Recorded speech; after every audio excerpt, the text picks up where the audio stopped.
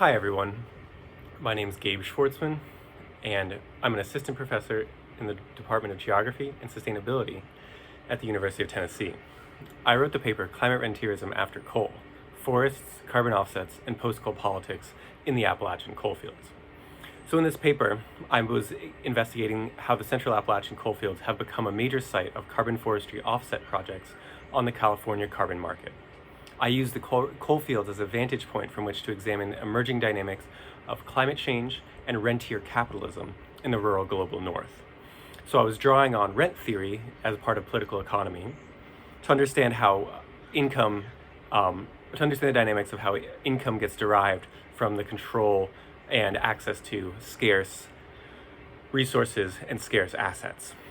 So I studied one valley in the Kentucky-Tennessee border region, where coal mining has largely ended. And I use that one valley to document how emergent land uses are taking the form of rentier capitalism. I concluded that rentier dynamics were articulated with deindustrialization. So it's certainly not the only part of deindustrialization, but we're articulating to it, to have created conditions for the rise of right-wing populism in the area. And in part, I drew the lines between the rise of right-wing populism and the experience of becoming what Tanya Lee calls surplus population in these areas, as rentierism drives a decline in the number of jobs and working opportunities and income for people living in these landscapes, while large corporations or nonprofits derive income without having to employ local people.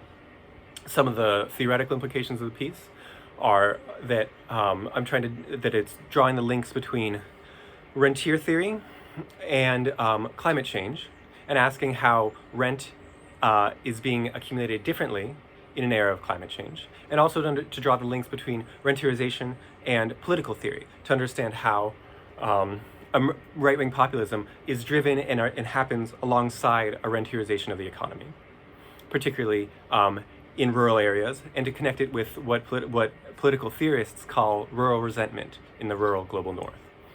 And some of the larger political implications are to ask, how could politics be different and differently organized to push for a left populist politics in areas like the Appalachian coalfields? In the end of the paper, I take on some of those questions. I wanted to thank the Journal of Peasant Studies for all the editorial support and for publishing the paper, and to thank them also for the award of the Bharadwaj-Wolf Prize that I shared with it on this paper. And I want to thank you all for taking the time to watch this video.